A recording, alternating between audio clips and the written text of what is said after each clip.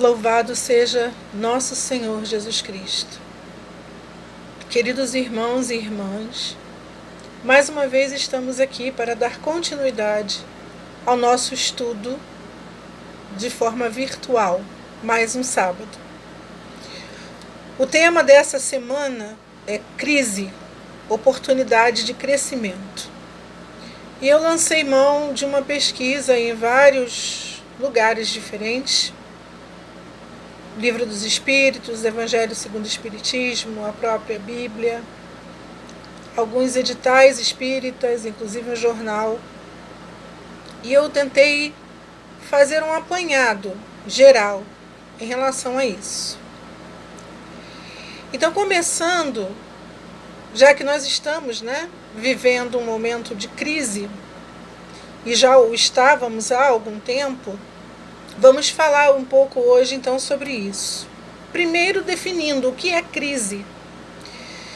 Crise é um momento de desequilíbrio que evidencia a necessidade de um tipo de mudança, mais ou menos radical, em um dado processo. Então, uma crise é um desequilíbrio, seja em que campo for, seja no campo afetivo, seja nas questões familiares, nas questões econômicas, políticas, nas questões de saúde que estamos vivendo gravemente agora. Quando há um desequilíbrio naquilo que deveria ser normal, nós chamamos esse desequilíbrio de crise. Nós sabemos, e já vemos estudando isso há algum tempo, e repetindo isso várias vezes, inclusive, de que o nosso planeta ele está num processo de transição, Nós estamos saindo ou deixando de ser um planeta de provas e expiações para entrarmos num mundo de regeneração. Então, já há algum tempo, e não é na verdade de agora, que o mundo vem passando por uma série de crises. Crises econômicas, crise ética, crise ambiental e uma série de outras, inúmeras outras. Tudo isso era previsto e imaginado, porque uma vez que nós estamos passando por um processo de transição, é preciso que deixemos o velho de lado para podermos abraçar o novo. Então, todos aqueles conceitos errôneos, as questões morais ruins que nós trazíamos, nós teríamos que nos livrar deles, nos desvencilhar deles, para que possamos seguir em frente, para que possamos entrar nesse novo mundo que nos espera à frente.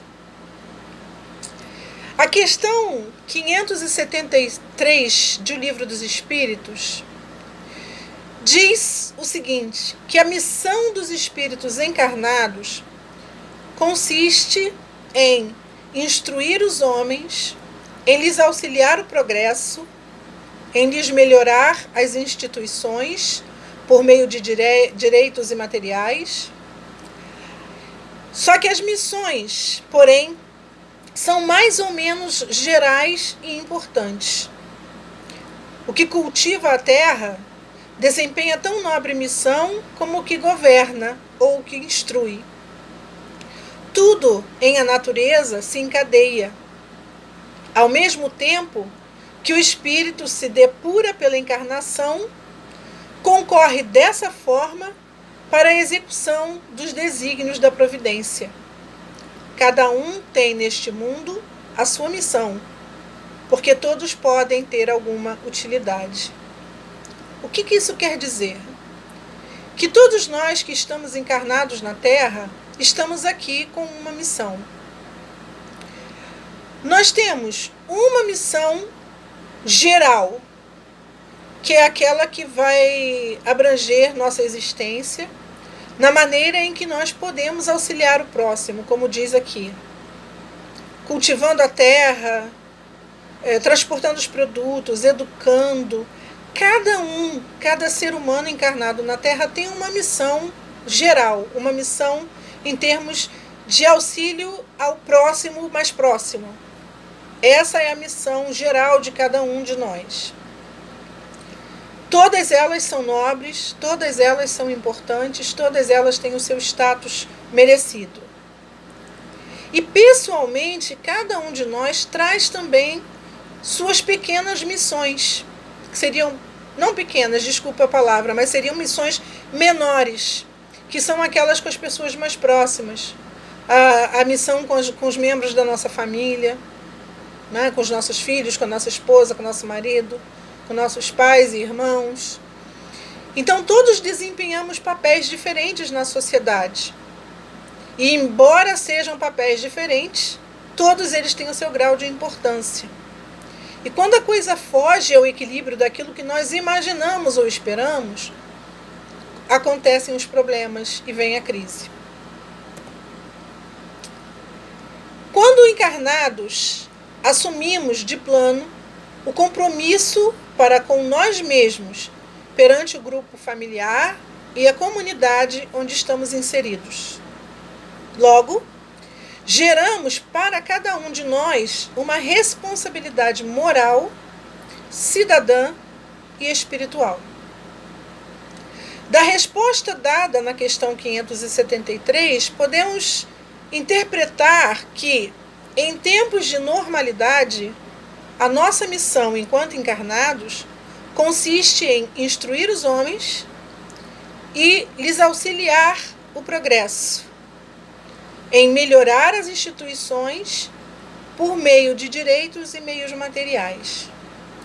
Esse é o tópico principal, ou seja, é a ideia central. Então, todos nós temos um conceito daquilo que consideramos normal.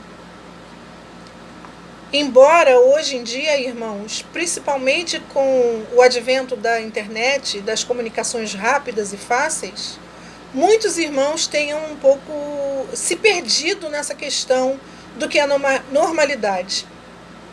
Nós podemos observar que muitos irmãos deixam de viver a vida para postar a vida. Como se a normalidade fosse você poder viver saindo, passeando, viajando, tendo carro, apartamento, casa de praia, iate, essas coisas todas. Muitas pessoas se importam como se isso fosse a questão da normalidade. Na verdade, não é isso. Então, quando nós vemos a nossa situação de vida tolhida, como nós estamos vivendo esse momento agora, em que fomos obrigados a nos recolhermos ao nosso lar por questões de saúde pública, né? Muitas pessoas se sentem frustradas e se sentem passando por um momento de crise severa, porque não podem estar com as outras pessoas, não podem usufruir de bens materiais e nem podem divulgar o fato de estar desfrutando ou não dessas coisas, que são coisas passageiras, que na verdade, para termos universais, não importam. A preocupação real com a nossa missão na Terra acabou fugindo um pouco da mão e do controle das pessoas. Então, de acordo com o jornal do Instituto Espírita de Educação, crise é um momento de transformação. É um momento que nós devemos usar para nos transformarmos, como se fôssemos borboletas, que levávamos nossas vidas como felizes lagartas. E num dado momento nos vemos presos num casulo, que seria a crise. Para nos libertarmos desta crise, não vai bastar continuarmos sendo lagarta. Precisamos nos transformar. Precisamos buscar tudo aquilo que estava errado na nossa situação como lagarta, para que possamos renascer como borboletas, para que possamos renascer e levarmos a nossa vida seguinte de uma forma leve, de uma forma bela, suave, respeitando a natureza e todos os seres que aqui estão, como nós somos, respeitando toda a individualidade das pessoas, respeitando os ciclos que a vida nos oferece e respeitando as oportunidades que nos aparecem também. Nossa encarnação não é uma estância turística, mas seria sim um curso de graduação, é isso que eles fazem a comparação. Em termos mais simples, irmãos, ninguém veio ao mundo a passeio. Nós estamos aqui simplesmente cumprindo o tempo, nós temos uma missão importante. Então aqui é um curso para nós. As crises que nela vivemos são testes e aulas simultaneamente. Então toda a nossa existência terrena, durante toda ela nós passamos por testes. Alguns testes mais graves, que seriam as expiações, uns testes mais leves, que são as provas, as pequenas provas pelas quais passamos ao longo da vida. E essas provas, elas são aulas, porque elas existem por dois motivos. Primeiro, para que nós possamos cumprir o compromisso assumido na espiritualidade e resgatar dívidas do passado. E para que possamos aprender com elas. Aprender a sermos seres humanos melhores. Aprender a sermos mais humildes, a sermos menos orgulhosos, menos arrogantes. A aprendermos a sermos mais fraternos. Então, para isso estamos aqui. Com a crise, aprendemos e conquistamos etapas relevantes. Mas o mais importante não é onde começam as crises, mas o que fazemos delas. Então, como surge a crise, de onde ela vem, e seja que tipo de crise for, se, como eu disse anteriormente, se for uma crise econômica, se for uma crise familiar, se for uma crise no relacionamento, o importante não é como, onde ela começou, mas o importante é nós pararmos para fazer uma análise, fazer uma avaliação interior e descobrir primeiro de que maneira nós podemos resolver essa crise. E depois pensarmos em que essa crise pode nos ajudar a melhorar como seres humanos. Como podemos avançar na nossa escala evolutiva a partir das crises que vivemos. Procurar anestesia para o desconforto que a crise causa ou simplesmente lidar com ele, extraindo transformação necessária no momento de dificuldade. Então esse é o ponto, né? Existe um ditadozinho que fala, inclusive, sobre a diferença, comparando um ovo, uma cenoura e o café. Não sei se os irmãos conhecem. Então ele diz que, se sujeitados esses três objetos à água fervente, cada um deles vai sofrer uma transformação. A cenoura, que era rígida, vai amolecer. O ovo, que era uma substância líquida, vai endurecer. E o café vai se transformar. As crises e os problemas são para nós água fervendo. E o que vai acontecer conosco a partir desta crise vai depender única e exclusivamente da maneira que nós reajamos a isso ou do material que nós somos feitos. Então, irmãos, em tempos de anormalidade, a exemplo dos tempos de crises diversas, qual deve ser a postura dos espíritos encarnados? E principalmente nós espíritas que buscamos melhorar sempre a cada dia. Em síntese, todas as crises se resumem e emanam da crise moral por que passa a humanidade. Ou seja, na dificuldade que ainda temos de nos esforçarmos em domar as nossas más inclinações. Para isso, nós precisamos estudar mais o Evangelho à luz da doutrina espírita e nos esforçarmos para domar as nossas inclinações, conscientizando-nos da consistência da nossa missão quando encarnados. A crise é uma oportunidade de reconhecer que as coisas não vão bem. Só podemos escapar dela se acreditarmos que ela existe. Então, como eu falei lá sobre a mudança, né, que se faz necessária uma mudança pessoal, íntima, a reforma íntima, Para que nós tenhamos a consciência de que precisamos mudar algo, primeiro precisamos entender que tem algo errado conosco. Na crise, exatamente a mesma coisa. Para você perceber que existe uma mudança, uma necessidade de mudança, é preciso primeiro parar e ter consciência de que a crise existe, seja ela qual for. E aí, a partir dessa consciência, dessa tomada de consciência, partirmos em busca daquilo que poderia nos ajudar a melhorar, poderia nos ajudar a mudar e a sanar essa crise, a sair dela. Só podemos escapar da crise, como eu disse, se acreditarmos que ela existe. Por isso, admita a crise. Reconheça seus problemas, suas dificuldades, seus erros, principalmente, que é o mais difícil, né, irmãos? Reconhecermos que erramos. No meio dela, podemos nos arrepender, pois tudo que o homem semear, ele também ceifará, a gente sabe disso. Né? Raul Teixeira costuma dizer que na terra não há injustiçados. Há injustos, sim, mas não há injustiçados. Então, tudo aquilo que vivemos e experimentamos aqui no planeta é consequência de nossas ações pretéritas, de nossas ações passadas. Tenham elas ocorrido em vidas anteriores, em encarnações anteriores, ou mesmo nesta encarnação em que vivemos. Porque, como nós estamos num processo de transição, tudo está tendo que acontecer de uma forma muito rápida. Pequenos deslizes não vão ser possíveis consertar numa reencarnação futura. É preciso que isso seja resolvido logo.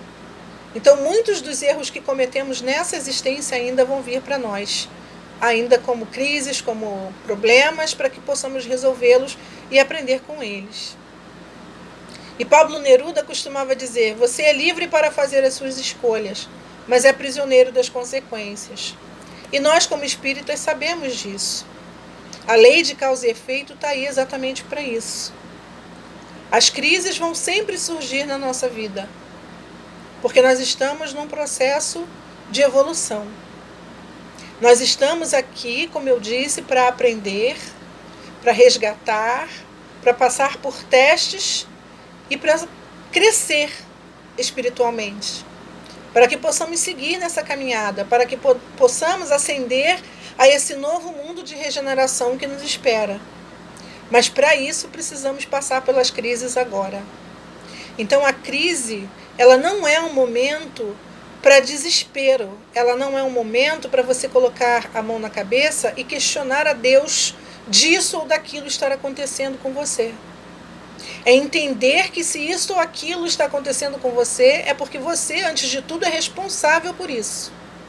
E como você foi o causador, é importante que você se conscientize de que você vai ser a cura, de que você vai ser aquele capaz de resolver esta situação. Tomar as rédeas da sua vida, entender que não podemos fazer nada sem o auxílio de Deus. Então, temos que procurar nos aproximarmos de Jesus através da prece, através da oração, através do estudo, através do entendimento daquilo que acontece nas nossas vidas. E, a partir daí, seguirmos, virarmos borboletas e não mais sermos lagartas.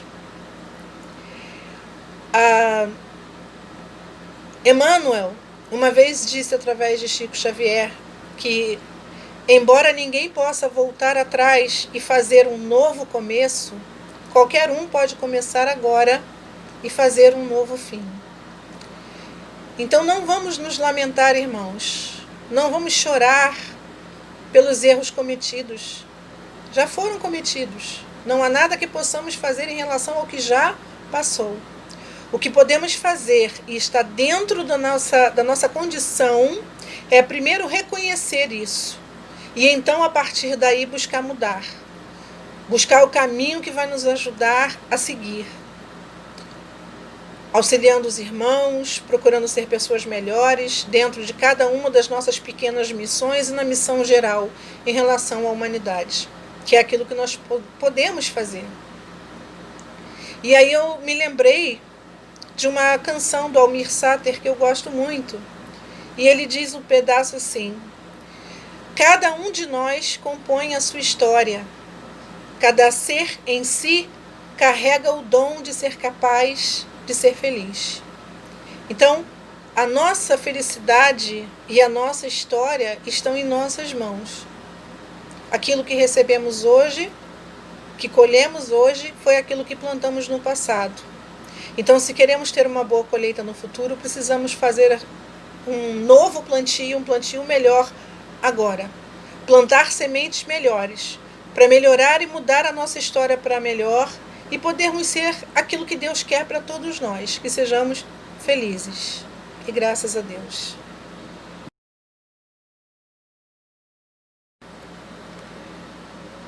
Senhor Jesus, Divino Mestre, agradeço primeiramente por todas as bênçãos que estamos recebendo. Agradeço pela bênção da nossa família, pela bênção da saúde, pela oportunidade de termos adentrado as portas do Canteirinho, que é uma casa de amor, de paz e de misericórdia, onde podemos participar do banquete celeste, das vossas palavras e do entendimento de suas lições. Agradecemos nossa condição atual, Mestre, por estarmos passando por mais uma experiência que pode nos levar a um grande aprendizado e a um grande passo em nossa evolução espiritual. Abençoa-nos, ó Mãe querida. Abençoa a todos nós, aos nossos familiares e amigos, ao nosso povo brasileiro e a toda a humanidade terrena, para que todos aqueles que estejam prontos possam entender que este é um momento de mudança, que o mundo precisa de seres humanos melhores. Então auxilia-nos, ó Mãe, instrui-nos para que possamos seguir crescendo. Proteja as pessoas, se possível auxilia e alivia a dor dos doentes.